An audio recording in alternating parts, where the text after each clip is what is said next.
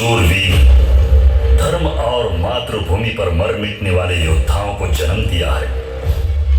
इस धर्म की मार्ग पर और मातृभूमि की रक्षा के पथ पर चलने वाले वीर थे महाराणा प्रताप और छत्रपति शिवाजी महाराज। और उनसे भी पहले एक और वीर योद्धा थे जिन्होंने अपने धर्म और मातृभूमि के लिए बलिदान दिया है।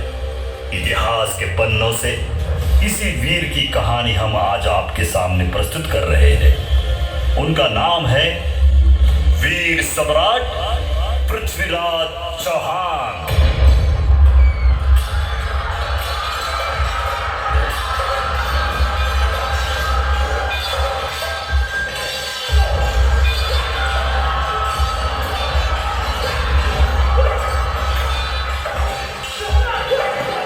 संपत्ति की लालसा में अफगान लुटेरे मोहम्मद घोरी, जो गजनी का था, भारत पर 17 बार आक्रमण किया।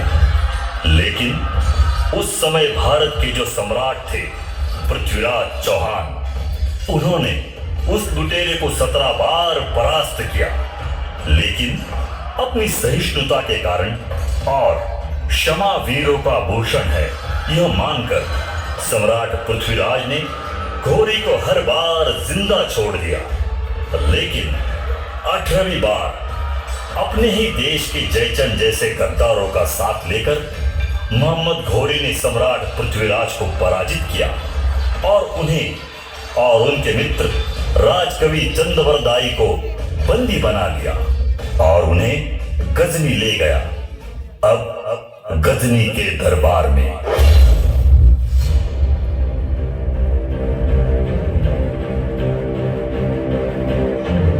कह रहे हो पृथ्वीराज?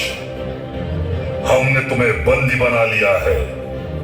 अगर जिंदगी चाहते हो तो इस्लाम कबूल करो। इस्लाम कबूल किया तो हम तुम्हें आजाद कर देंगे और तुम्हारे राज्य का कुछ हिस्सा भी तुम्हें दे देंगे। और अगर ऐसा नहीं किया तो इसका अंजाम तुम जानते हो। मोहम्मद घोरी, जो तलवार के डर से धर्म छोड़ देते हैं वो कोई और होंगे, क्षत्रिय नहीं।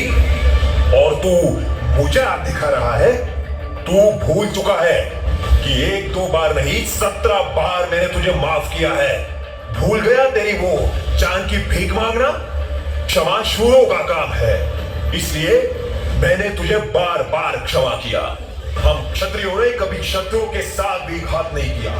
याद रख घोरी, पृथ्वीराज को बलिदान स्वीकार है, लेकिन धर्म और मातृभूमि के साथ छल नहीं, कदापि नहीं।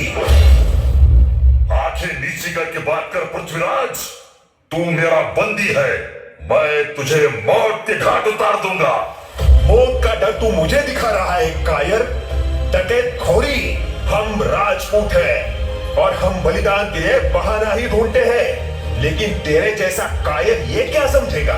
हमारी शान इसी में है कि हम मातृभूमि के लिए बलिदान दें। लेकिन बलिदान होने से पहले एक क्षत्रिय 100 शत्रुओं को मार गिराता है। और रही बात आग झुकाने की, तो सुन ले घोरी, इस पृथ्वीराज चौहान की आंखें सिर्फ मां और मातृभूमि के आगे झुकती है। दुनिया में ऐसी कोई तीसरी ताकत नहीं जो पृथ्वीराज की आंखें झुका सके। खामोश पृथ्वीराज, ये काफिर मुझसे आंख मिला रहा है, इसकी आंखें निकाल ली जाए।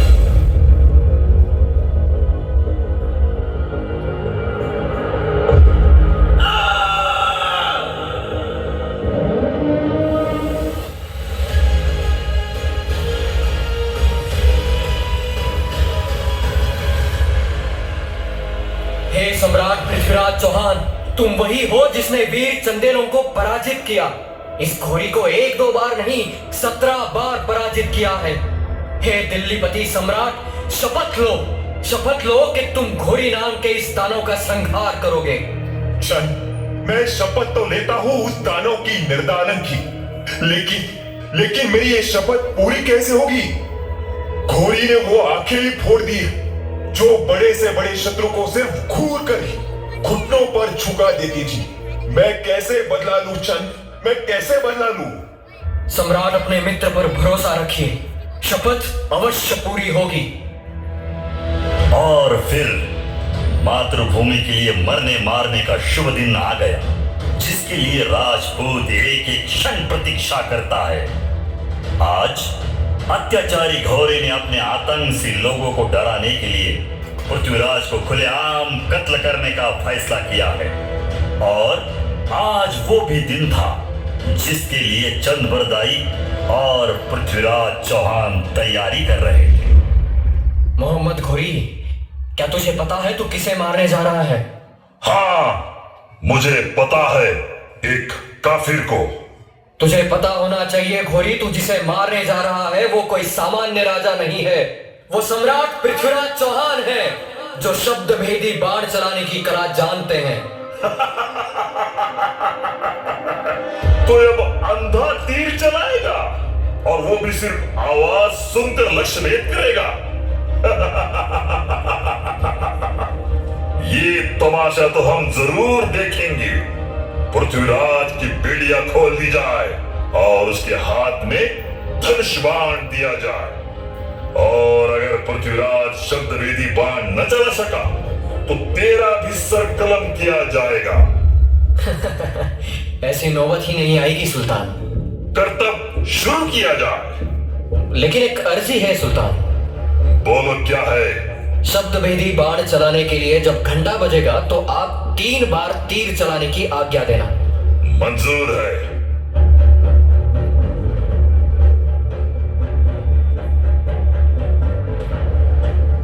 पृथ्वीराज, तीर चलाओ, तीर चलाओ, तीर चलाओ। और चंद बरदाई ने दोहे के द्वारा लक्ष्य भेद के लिए सुल्तान का सही ठिकाना सम्राट पृथ्वीराज को बताया। 4 बास 24 गज, अंगुल अष्ट प्रमाण, दांव पर सुल्तान है, मत चुके चौहान, मत चुके चौहान।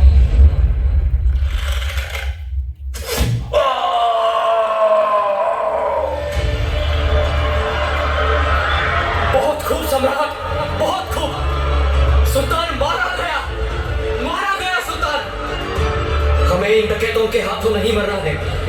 मुझे माफ करना सम्राट, मुझे माफ करना।